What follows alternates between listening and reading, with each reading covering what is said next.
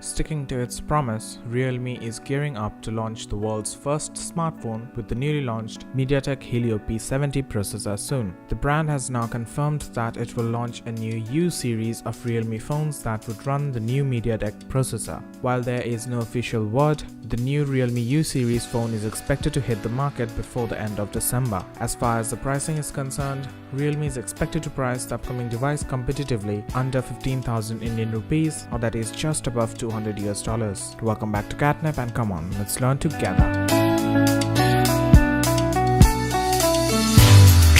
Mediatek had launched the new Helio P70 processor back in October, and soon after the launch, Realme had announced that it would be the first to launch a smartphone based on the new processor. Interestingly, the brand promises to launch the Mediatek Helio P70 globally. Notably, the introduction of the P70 succeeds the global launch of the P60 earlier this year, coming with an improved ARM Mali G72 MP3 graphics processing unit operating at up to 900 MHz. The P70 provides a 13% performance improvement compared to its predecessor theoretically. The new chipset is built with TSMC's 12nm FinFET technology and features a multi-core APU up to 525 MHz. The chipset packs 4 ARM Cortex A73 processors clocked at 2.1 GHz and the rest 4 being ARM Cortex A53 running at 2 GHz in an octa-core big dot little configuration. This is said to help in maximizing performance of AI-based applications with the higher performance A73 cores and the best of battery life